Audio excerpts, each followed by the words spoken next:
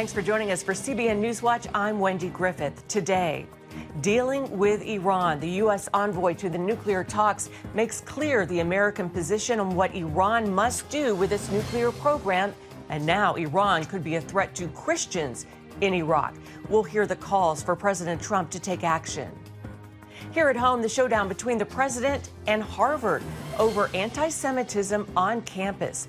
Our Studio 5 interview with actor and author Kirk Cameron about his children's program, Iggy and Mr. Kirk. And evangelist Franklin Graham gives his response to President Trump's Easter message, celebrating sacrifice and resurrection of Jesus Christ. These stories and much more today on NewsWatch. This is CBN NewsWatch. And we begin with a diplomatic and possibly military showdown over Iran's nuclear program. And while the U.S.-Iran nuclear talks go on, Israelis are concerned the Iranians are stalling for time, while the U.S. envoy has appeared to backtrack on a statement about Iran's nuclear buildup. But Iran also creating other problems elsewhere. It's moving on an ancient Christian stronghold in Iraq, putting thousands of Christian lives at risk. Chris Mitchell brings us the story from Jerusalem. With the U.S. and Iran scheduled for more talks this Saturday, many in Israel are watching with concern. I think the central concern or the big unknown is whether or not the Trump administration is going to insist during these negotiations with an uprooting or a total dismantlement of the nuclear program infrastructure in Iran. According to U.S. mediator Steve WItkoff, the initial talks focused on how far Iran could enrich uranium. Later, he seemed to walk that back on X. A deal with Iran will only be completed if it is a Trump deal. Iran must stop and eliminate its nuclear enrichment and weaponization program. Lapine says negotiating over enriching uranium goes down the same road as previous administrations. But it didn't take apart the nuclear infrastructure, those underground sites and their centrifuges in Natanz, in Fordow, and other sites across Iran. You know, what Prime Minister Netanyahu described as the Libya model, which is really destroying the very ability to enrich uranium and not just freezing the enrichment uranium process. That's the concern. That's the big unknown. Iran is not only threatening Israel, but tens of thousands of Christians in northern Iraq. Nadine Maenza is the former chair of the U.S. Commission on International Religious Freedom. Well, unless the United States intervenes immediately, the historic Christian city of Karakash in the Nineveh Plains of Iraq will fall tomorrow into the hands of U.S.-sanctioned Iranian-backed militia leader Rain Kildani. So Kildani has already ousted 14 other mayors and directors from the Nineveh Plains. Maenza wrote a letter to President Trump that the White House has a powerful opportunity to protect the Christians of the Nineveh Plains during Holy Week.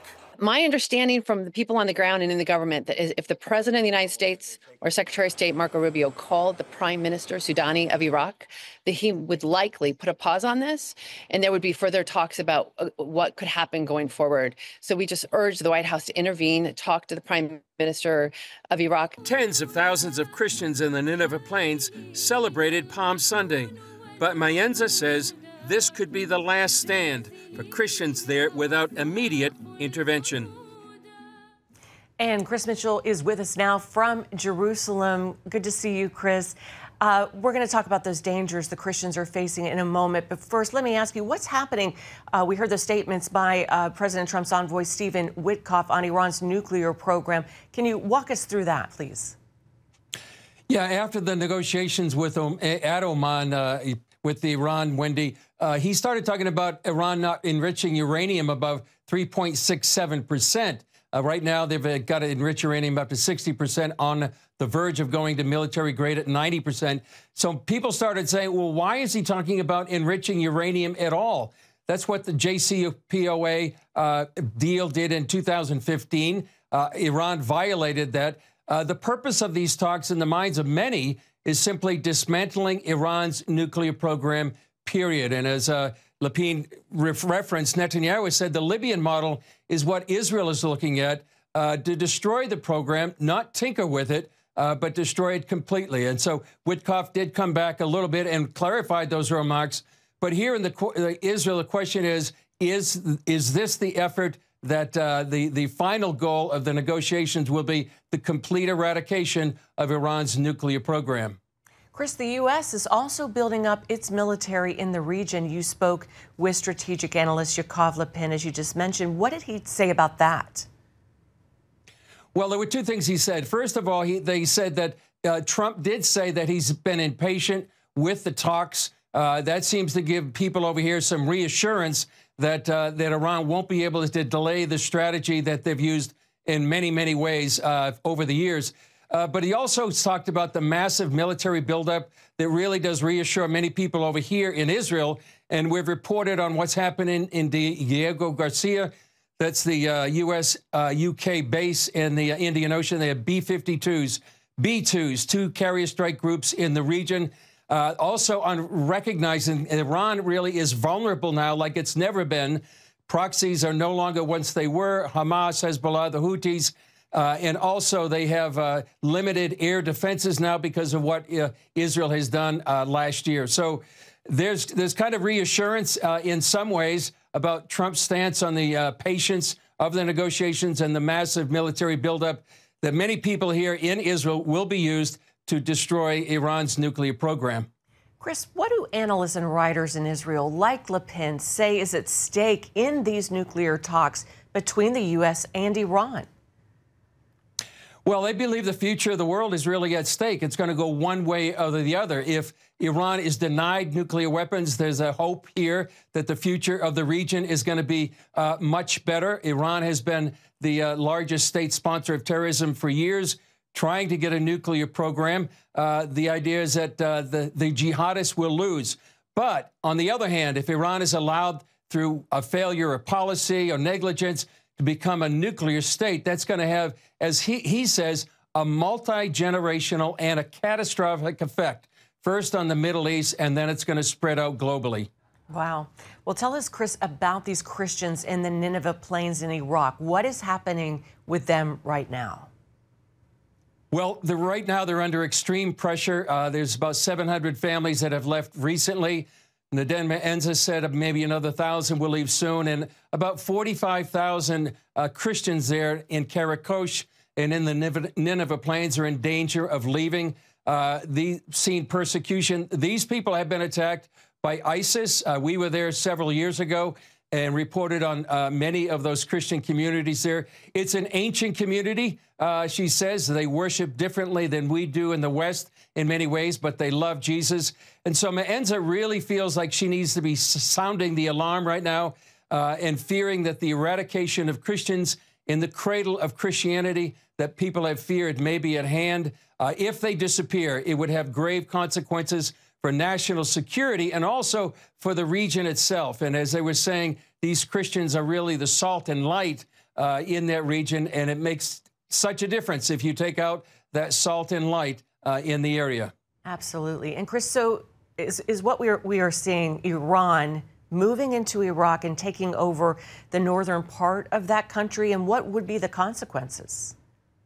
Well, there could be major consequences, Wendy, and not only to the Christian communities there, but it would also give Iran a land bridge that they've always wanted through Iraq, and they want to go through Syria as well. That circumstances has changed dramatically in the last couple of months, but it is a strategic piece of land geopolitically, and as Enza was telling us, important to keep it free from human trafficking, drug trafficking, weapons, and so important to get rid of the Iranian militias. And they're telling, I'm hearing, that there really could be an opportunity right now because of the weakness of Iran in the last couple of years with its proxies, a real opportunity to disband these Iranian-backed militias in that part of the year to save the Christians and help the whole region. All right, CBN News Middle East Bureau Chief Chris Mitchell, thanks as always for your insights, and we'll be looking forward to hearing from you again in the days ahead. Thanks, Chris. All righty. Well, the surge of U.S. forces in the Middle East emphasizes the Trump administration's strategy of peace through strength.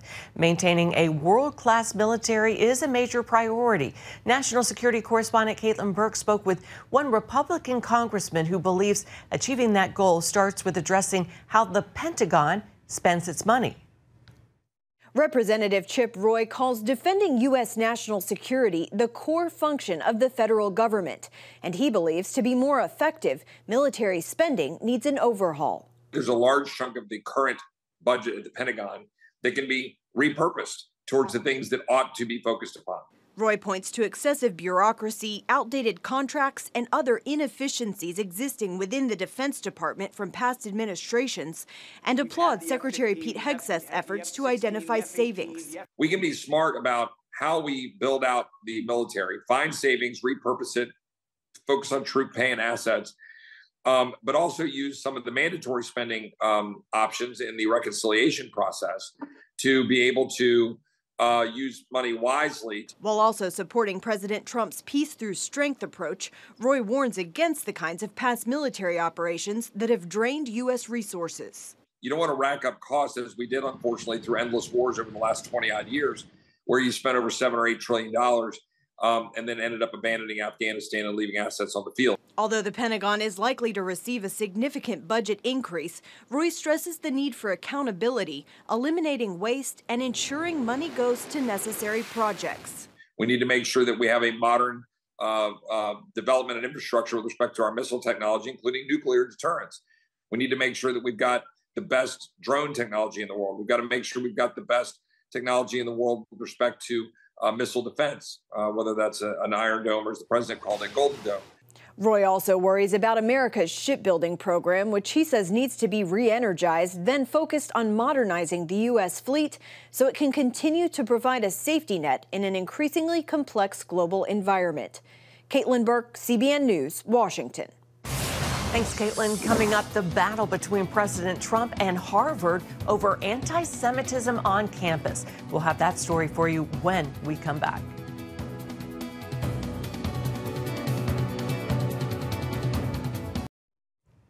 President Trump ramping up pressure on Harvard, threatening to revoke its tax-exempt status over rising anti-Semitism on campus. The Ivy League school is one of 60 universities in the administration's crosshairs for failing to limit activism on campus. George Thomas has the story. The president is doubling down on Harvard, suggesting that the university should lose its tax-exempt status if it fails to reform. Writing on Truth Social, he said perhaps Harvard should be taxed as a political entity if it keeps pushing political, ideological, and terrorist-inspired supporting sickness. The president has been quite clear they must follow federal law. He also wants to see Harvard apologize, and Harvard should apologize for the egregious anti-Semitism that took place on their college campus against Jewish American students. This came after the administration froze more than $2 billion in funding for the Ivy League school, with an additional $7 billion at stake for refusing its demands to address anti-Semitism on campus and reform DEI policies.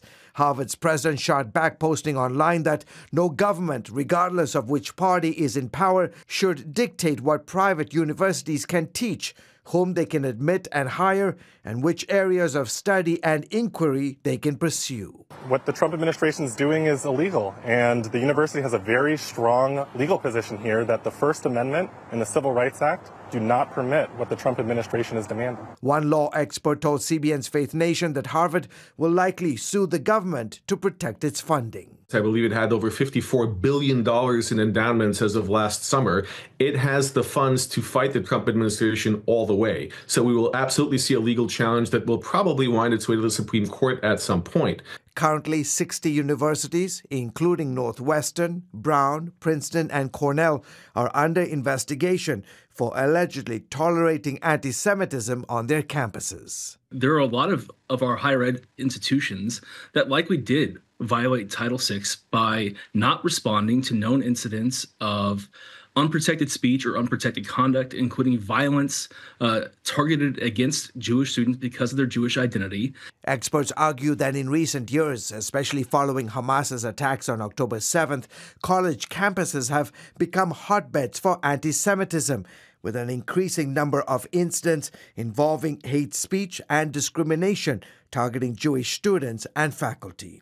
It's like a tidal wave. It's like standing against a tidal wave right now with an umbrella. It is so overwhelming for the Jewish students, for the pro-Israel Christian students, for any student who believes Israel has a right to live in peace and safety. George Thomas, CBN News. Thank you, George. Still ahead, our Studio 5 conversation with actor and author Kirk Cameron about his children's program called Iggy and Mr. Kirk.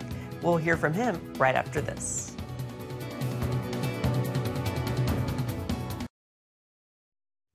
Welcome back to CBN NewsWatch. Kirk Cameron is a husband, father, actor, and author, and now a creator, producer, and host of a children's program. Take a look at Iggy and Mr. Kirk. Hi, brave explorers. I'm Mr. Kirk. Welcome to my treehouse. It's spring, which means it's time for new life.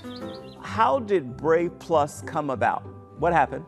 Brave Plus is a creative way for Brave Books to bring all these stories to life on the screen for kids. What could be better than reading a Brave book together? Brave Books is saying, well, look, let's just create a streaming platform that parents can trust. It can be a lot of work, but it's worth it because every life is a gift from God. Let's talk about Iggy and Mr. Kirk because that came about before Brave Plus. Tell me about what happened in your heart that made you want to do this and be Mr. Rogers, if you will. Well, kids are spending more time on screens than they are reading books at public libraries. So what better thing could we lean into than redeeming kids' TV?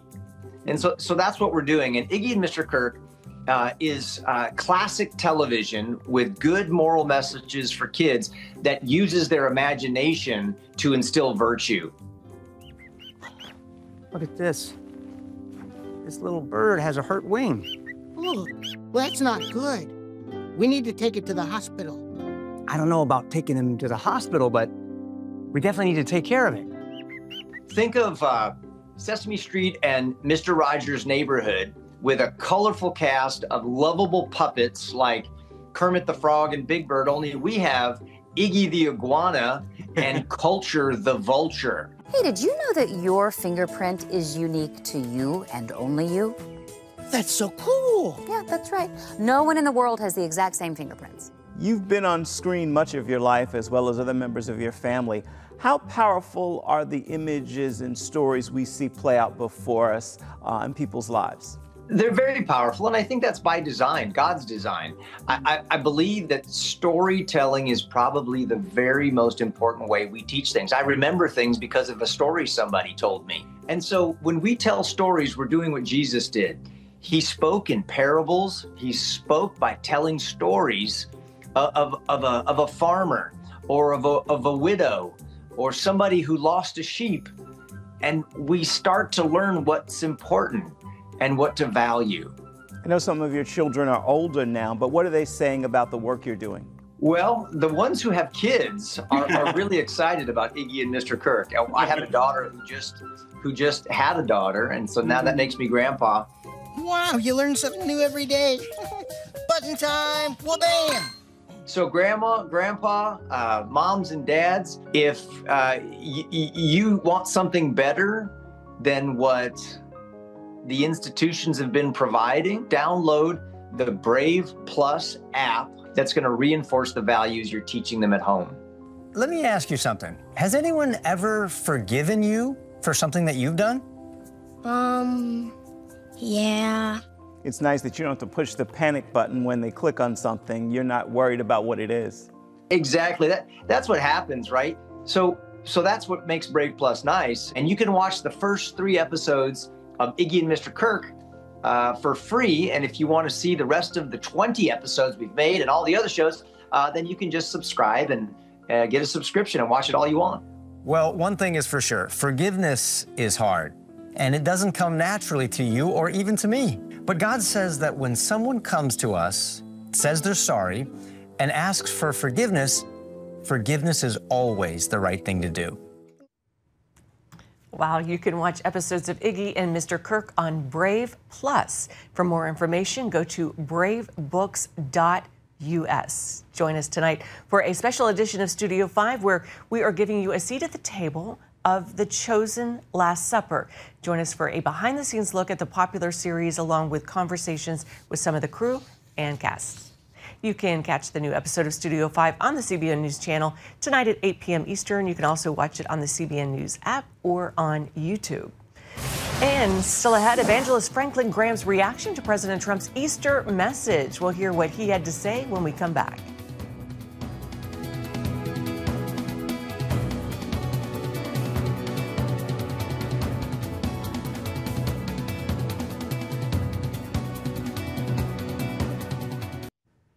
As we reported yesterday, President Trump released a proclamation on Palm Sunday, remembering the crucifixion of Jesus and celebrating his resurrection. Evangelist Franklin Graham spoke with CBN News about the importance of Trump's message.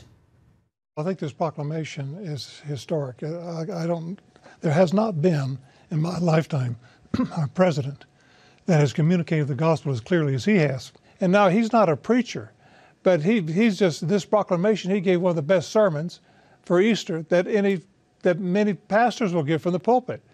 Donald Trump is not afraid of his faith. He's not ashamed of his faith. And he's willing to let the world know it. It's quite an endorsement. So you also can read the president's full message and learn about plans for a special Easter staff worship service at the White House on CBNNews.com. Well, that's going to do it for this edition of CBN News Watch. Remember, you can find more of our news programs on the CBN News channel anytime or online with CBN News. Let us know what you think about the stories you've seen today. Email us at newswatch@cbn.com. Reach out on Facebook, Instagram, or X. We hope you'll join us next time. And from all of us here at CBN, have a great day and God bless you.